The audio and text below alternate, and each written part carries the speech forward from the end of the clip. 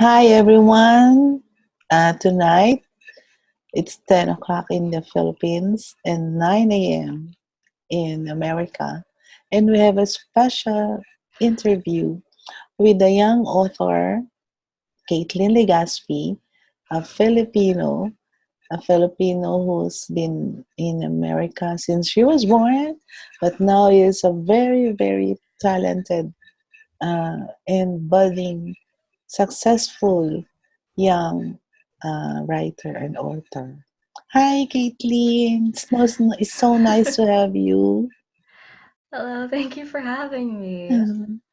Okay, I am Caitlin and I met on Instagram. We always exchange likes and comments there. So Mhm. it's uh it's really very lucky for me that she granted me this interview. So, Caitlin, Mm. tell us a little about yourself. Do you have a latest book we should know about? So, a little about myself. I am currently a junior studying business management at the University of Florida. Outside of reading and writing, I love singing. Wow! uh, yeah, I'm really excited to go to karaoke after this pandemic is over. I You also should really you like. should know you should give us a sample of your singing. I don't know. I don't know about Some that. other time, perhaps. Maybe at the end. Yes, yes, please. Okay, and then no, Um, more about you, please. I also love cooking. Oh, Boba tea is my favorite drink. oh, And hey, fellow milk tea lover. I also yes, love milk teas. every single week. Um, and as for latest book, I just came out with one. I think it's about 3 weeks now since it's come out.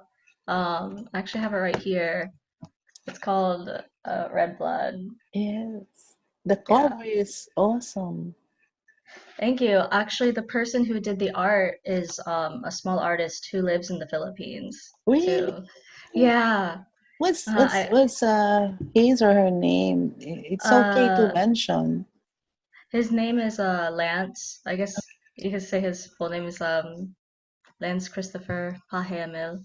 Um, Um but yeah, I got to meet him through the the friend of my cousin's now wife because at the time they were still engaged. They're uh, married now. But uh, yes, a uh, great example of networking. okay, connections are Yes.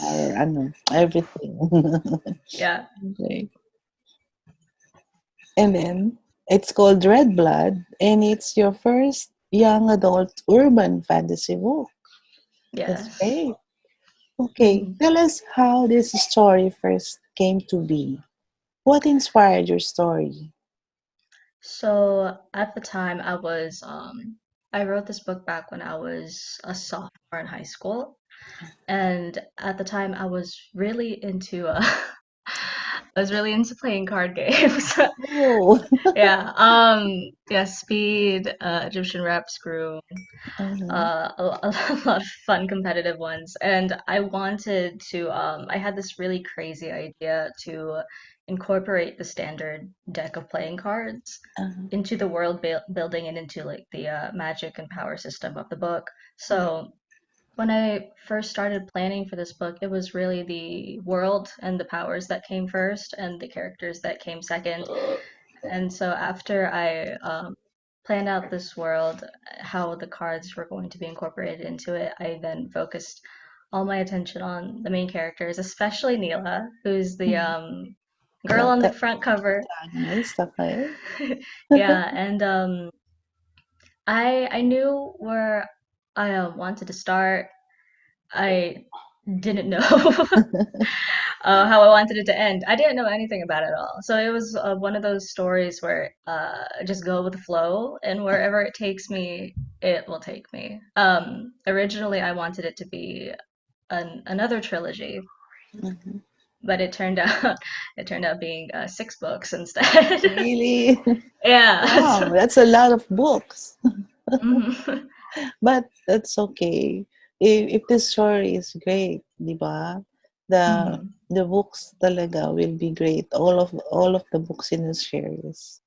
So does that mean that you're more of a puncher than a plotter, or both? Um, Back then, when I was in middle school especially, I was definitely more of a pantser. I would know like every single one of my characters. Mm-hmm. I'd know where I'd start, but I wouldn't know where I'd Mm-hmm. want to end. So I'd really just let the characters do whatever they wanted as I wrote. And then with this series with card holders, I realized that with the longer series like this, especially, hello, since since That's my it's been youngest son. oh sorry. There's a video Uh, bomber. Okay. I realized with a longer series like this, I could only go so far, just going with it. So when I started writing the third and fourth books of the series, that's when I started making basic outlines. Yeah. So I am now a mix of both. That's Yeah. great. That's great. And because as an indie writer or indie author myself, I know that one of the hardest things about being an indie author is marketing our books, right? Yeah. Mhm. So share with us how you market your book. Would you recommend your way to other authors, and why? So right now I market all of my books through Instagram. I used to be more active on Facebook, but because I'm a full-time college student, Uh, I don't really, and I have extracurricular activities. I don't have the time to maintain two social media platforms at once. So right now, all my activities on Instagram, and also the blog where I do book reviews and such. And the thing about Instagram or just digital marketing in general is I'm a business student, so I get to learn okay. about these things. Yes, yes. Is that it's there's like a great migration of activity from television to computers and just phones more Uh, often nowadays. And so doing social media marketing and for and targeted ads on websites, for example, is really helpful because just more people are online nowadays, yes, yes. which is great, which means there's the potential of of reaching a large target audience. But the thing is, there are so many other people trying to do the exact same thing. Oh, yes. There are Yeah. so many people online today. Yeah. Yeah, and so being able to stick out and create eye-catching content that will keep people uh, revisiting your page is Mhm. extremely difficult, especially with every social media platform's different algorithms. Yeah. So I guess that is one big con. Unfortunately, since I am a college student and I don't have a lot of money, I can't do paid promotions and Uh, stuff on social media platforms. I have to be really picky with what I pay for in terms of promotions. yes. Um, for example, I just started testing out these different promotional websites that I found on the internet, and I didn't spend more than I guess $100 on those because I just don't I don't have money. Hopefully those will pay off, Can you but share what those promotional websites are? one of them, this is the only one that comes to mind. I don't know why. One of them that I paid for was WizBuzz Books. Oh, okay. That's Yeah. Um, yeah, that is the only one that comes to mind right mm. now. I'm so sorry. But Uh, it's okay kasi because we indie authors should really think of cost-effective ways to market our books because we're not under traditional publishers, where mm, traditional publishers often spend money for advertising, right? yeah. As an indie author, we advertise and market ourselves with our own money, and being cost effective will bring us more profit for our books, right? Hmm. Instead of being all out, spending all out of our all of our money. If we have money. Yes, exactly. Yeah. So I am especially um, fond of you on Instagram because you uh, you really made it your own, let's say, playground in advertising yourself, your brand, and your books. And you have you have a schedule, right? So, Yes, yes, I like, do. all days of the week, what day will you do this or that Mm. thing? Will you share that with us? Okay, sorry. I need to let me. I should probably find that before I make it before I say anything wrong. In addition to the new posting schedule that I actually posted on Instagram, I also have my own Excel spreadsheet that has everything on it from editing deadlines to beta reading deadlines to artist deadlines for character art and book covers, and then everything social media and blog related. So it's just like one really big condensed schedule. But my Instagram posting schedule. So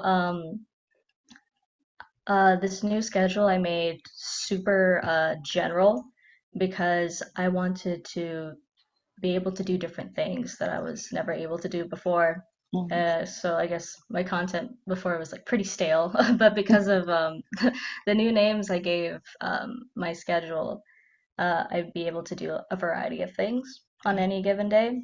Okay. So I just recently changed this. Sunday used to be book reviews.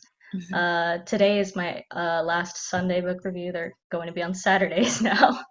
Um, Tuesdays, Thursdays, and Saturdays are my break days, or if I have anything extra, I'll be posting it on those days. Monday is Monday Musings. Just anything random that I come up with, I'll be able to post it on Mondays. It'll, right now it's quotes, but in the future I do want to do something else. Whimsical Wednesdays would be anything book related, whether it be art or character reels. I'm really looking forward to posting new art in the future because that's just By gotten to the yourself? end. Art by yourself? Oh no, Lance's art, Oh, the artist art, yeah. yeah. And then Friday is Feature Friday, so usually it would be snippets and a review that I found, anything also character or book related. But yeah, usually that day I also feature unedited snippets from my work in progress. So yeah, that's my schedule right now on Instagram. Having a schedule is really great, right? For Mm, being organized in your yeah, and in that way, you can market yourself and you can be creative all at once, right? yeah. Yeah. Congratulations, you are very, very organized. Thank you. Now, do you think you will shift to other genres in the future? Um, Now you're writing young adult, right? With Yes. romance, with bits of romance, I think. Yeah. Uh, do you think you will write other genres in the future? um, I'm not sure. For since I started writing when I was 12 or 13. I started with fantasy, then I shifted into urban fantasy. Now I'm writing um, young adult romance, and I think I will always and forever write in the young adult and new adult age groups. Do you Um, think even when you grow old, you'll still write under young adult? Probably, but I guess it's one of those things where if I feel like trying something new, then I'll try it. because my books, I put out a young adult fantasy trilogy that I wrote in middle school in my first year of high school, uh, a year or two ago, and that was written in the third person. And Red Blood, Mhm. this new book that just came out, it was my first attempt at writing in the first person. And right now, with my romance work in progresses, they're written in the first person, but it switches between the first person point of views of two different characters. So I don't know what I'd like to try next, but I don't. If I were to shift to a new genre, it would probably be a really niche subgenre of fantasy or romance. Mhm. Yeah. That's great. That's great. I share the same sentiment because I don't want to be boxed also in only Mhm. one genre. So it's important for us writers to learn every day, right? Learn more for our writing and be proficient and prolific and be versatile in our writing. Who is the biggest supporter of your writing? Oh, Does anyone in your family read your books?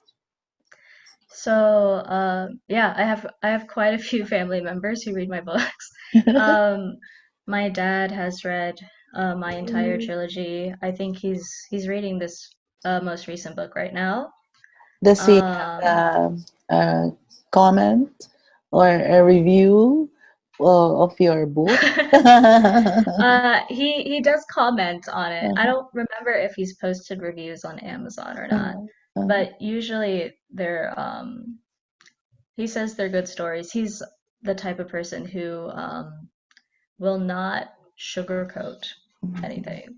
Yes, he's pretty straightforward with his feedback. So hearing him say that they're good stories means a lot. It really Yes, does. yes. Yeah. But yeah, he's reading my most recent book now. My little brother and my little sister, Mhm. who's my little sister's 18, my little brother's 11. You're They've the read the first. eldest. Yes. Oh. Most definitely. Um, yeah. So what do they say about your books? Since they're more my target niche audience, their opinion Yeah, matters a lot that's right. because I wrote those I wrote those books when I was in middle school, so of course they're not as good as this most recent one. So they're honest. They're like, oh, it's okay. But yeah, they've read the first book of my trilogy. I think my little brother will be starting on Red Blood soon. I'm not sure when my little sister will read this one or if she will. Mhm. Um, there are family members in the Philippines who've read my books too. I Very have, supportive, I know. yeah, I um I have an aunt Mhm. who actually passed away a couple of years ago, and she was definitely one of my biggest supporters. She was the one who really pushed me to become an indie author. Like she reached out to a lot of different people, like artists, few of her author friends too. But ever since she passed, like I realized it's basically all on me now. And I remember it's a 14-hour flight from the Philippines to New York. Mhm. But yeah, I spent over half of that flight just planning out how uh, when I was going to launch all the books in my trilogy and how I was going to go about it. Um, but yeah, she was definitely a big driving force. And currently, I have a really supportive boyfriend. Oh, really? Yeah, What's his name? his name is his name's Riley. Hi, Um, Riley. I'll Hope tell you're him you said watching hi. us. I'll tell him you said hi. It's really ironic because he hates reading. Oh, He really doesn't. Um, but he reads but your books. He did. He read the first book of my trilogy. He Uh, actually ended up liking it quite a bit, which also means a lot because he that's doesn't like reading. oh. Yeah, and he's actually he's my current editor actually. Okay. Yeah, even though he doesn't like reading, he's better than me at speaking and writing more eloquently. He's really good at picking out the fine details and trimming away all the excess and stuff, and realizing when a better word could be used in a certain place, and like when a scene could probably be changed to be better. Yeah. But yeah, he edited with me for this first book, and we had the second book underway for editing too. And best So of all, it's free. yes, definitely. And done with love, of course. Hmm. That's very great, Caitlin. You are very lucky. You have a very strong support system for your books. Your family reads your books, and your family supports you um, in the writing business, because this is a business, right? This is Hmm. not just writing; it's also a business. And of course, your boyfriend is very supportive too. You're very lucky. Yeah. Now, can you read us an excerpt from your book? But before that Sure. pala, can we kasi I noticed that you already have you already had books before this book, right? How many books Yes. have been out? Uh, okay. So including this one, it's actually four that's out right now. Really? Since you Yeah, started? yeah, since I started. And I have, oh my gosh, hold on. I'm sorry. I'm doing math in my head. Three, three, 11. I am on my so I don't like stopping writing. So whenever I finish a manuscript, I always like immediately start on the next one. Yes. I'm on my 12th manuscript for a book. Yeah. So I have a lot of content for the future. But That's a yeah. different story, or that's a part of your series? Different story. Three for the trilogy, six for this series, and then the every manuscript after that has been solely dedicated to young adult romance. So yeah, So it's you just switch from one manuscript to another whenever there's a, kasi that's what I also do. I also have many manuscripts open in my computer tabs in my laptop. I I there's this thing about me where once I start something, I for writing anyway, I don't want to start on another project until I'm done with it. Okay. Yeah, it doesn't matter how bad I want to start on another project because I remember I had extreme burnout with this series because I'd been writing it since I was in sophomore year of high school, and it had been about 4 to 5 years into it, and I was so ready to switch, but and it was really hard to finish the last manuscript because I was sick of it. But also it was the last manuscript, and I wanted to like do my characters justice. But yeah, But you I finished it. I finished it, and so because I finished it, I got to start on a new project. So yeah, I never have multiple manuscripts unfinished, at Mm, least for the first draft. mm, So mm. yeah, that's just my thing, I guess. That's Yeah. great. That's great. That's your what you call it, system of writing. Every Hmm. writer has his or own system of writing, and there's no right or wrong way about it. Mm. Okay, can we read an excerpt before we get to the fun part? You know about it, Oh, right? The five is second game. yeah, the 5 second game. Okay. I'm Can I'm you read an nervous. excerpt from your book? hmm So I'm just gonna read the prologue, Okay. if that's okay, because there are so many so many scenes in this book, and I just can't choose one. So the prologue. I remember life before I moved to the city. While I can't recall much, I held on to enough for me to figure out what life was like before. From what I can piece together, my parents, my older brother, and I lived in the meadows around 15 miles away from the bustling city. We didn't have much. No television set, no radio, not even common kitchen luxuries like a microwave. Even though we had little, we made the most out of it, enjoying our time outdoors and exploring the dense forests nobody else dared to venture into.